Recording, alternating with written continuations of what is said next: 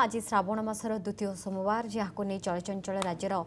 प्रत्येक शैवपीठ प्रमुख शैवपीठ में काउड़िया समागम देखा मिली। सेपरी धवलेश्वर रीतिनीति शेष पर जलाभिषेक आरंभ हो। प्रभु बड़सिंघार महाकाल बेशे दर्शन देउछंती भक्त मानू। गड़गड़िया ठार आरंभ कर विभिन्न स्थान जलभार कांधी काउड़िया माने चाली चाली आसी पहुंचती। निजर आस्था विश्वास को नहीं मानसिक पूरण निमंते आसी पहुंचती। काउड़िया महानदी अधिक जल थी अस्थायी शौचालय गुड़िक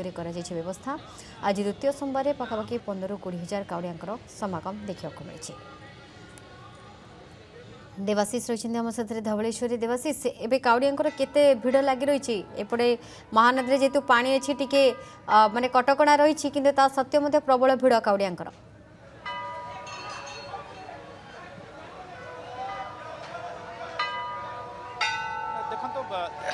जेहेतु आप जहाँ कहले जे गभीर जलराशि मध्य धवलेश्वर पीठ तारी भितर कथा कहवा जो कटकणा निहाती भाव में लागू रही जेते महानदी जो गभीर जलराशि को क्या भी छड़ा जाऊ ना तो एथर समस्त प्रकार व्यवस्था कराई पूजक अच्छा से सहित कथा देखु जहाँ सकाल 8टा समय है रात्र समय जलाभिषेक आरंभ होती किभली रही प्रभुंर रात्र समय आज दिनमान पूजा रीतिनीति निश्चित गोटे धवलेश्वर पीठ लोकार्णन कहीं श्रावण मास सोमवार जो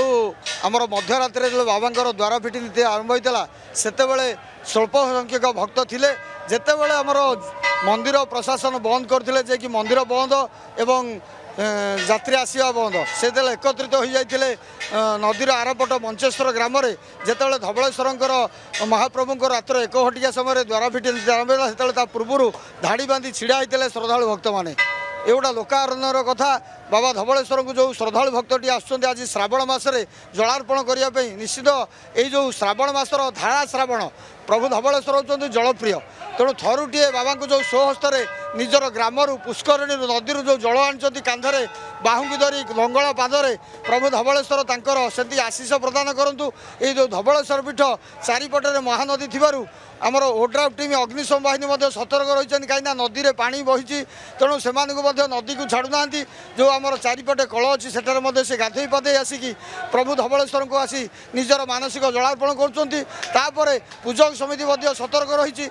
अन्य देवतार विभाग सतर्क रही पुलिस विभाग सतर्क रही श्रद्धालु भक्त मैंने केमती शांति श्रृंखला सहित दर्शन कर प्रभु जलार्पण कर निजर मानसिक रखिए जेहेतु आज सोमवार प्रभु धवलेश्वर होती चलती प्रतिमा डाकिले ओ कला ठाकुर कहीं किंबदंती कला वृषभ धड़ा होकर नामकरण यही जो अलौकिक पीठ चारिपटे महानदी भूगर्भ में बाबा विराजमान कर धवलेश्वर आज ये दिन में प्रभु को दर्शन कर निजर मानसिक रखी जलार्पण कले प्रभु धवलेश्वर समस्त आशीष प्रदान करेंगे और समस्त मनस्कामना पूर्ण करेंगे। पूर्ण सूचना दूसरे प्रभु आज दर्शन दौरान समस्त निहत भाव में लोक मान देखते भिड़ देखा जो भाव में बाहर पाखे जलाभिषेक कर जलाभिषेक कर सारापर दर्शन करने मंदिर भितर गर्भगृह को जाऊँ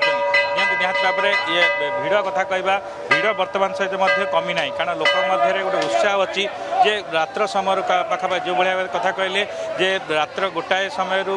मंडर पहड़ फिटा कथा कहतु 1:45 समय दर्शन आरंभ कथा कहतु तार भर अनेक समय कथा कहतु नदीर अरपरसर जो कहले मंचेश्वर ग्राम अच्छी सेठारे पाखापाखि भक्त मैंने हजार हजार भक्त मैंने अपेक्षा करते लंबा समय धरी से अपेक्षा करते और बर्तमान समय जहाँ भिड़ यह परिलक्षित कर लोक मध्य गोटे उत्साह अच्छी जे प्रभु को टिके दर्शन करेंगे प्रभु पाखे जलाभिषेक करेंगे जो जलाभिषेक परिवेश भितर एठार आसी जलाभिषेक कर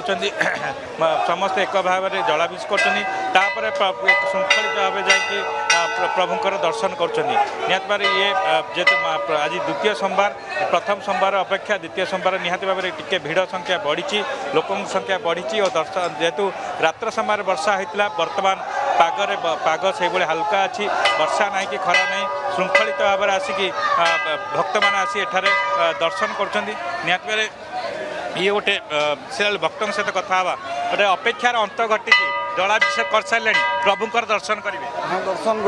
दर्शन कर बहुत शांति लगे माने मानसिक पूर्ण करने दर्शन कर आसीचु बहुत दूर आम मानसिक पूर्ण है आम आसीचु जहाँ कहते प्रभुंर दर्शन निमंत आसछन्ति जलाभिषेक कर सारे बहुत दूर आसछन्ति प्रभुंर दर्शन करेंगे मिलवा निहत भाव में आम भिड़ देखिपुर देवाशीष धवलेश्वर पीठ में प्रबल भिड़ रही काउड़ियांकर जल लगी निमंते काउड़ियांकर यह भिड़ तेणु किभଳି भाव सुरुखुरे दर्शन सहित जल लगी करेंगे से संपूर्ण व्यवस्था कराई। धन्यवाद देवाशीष।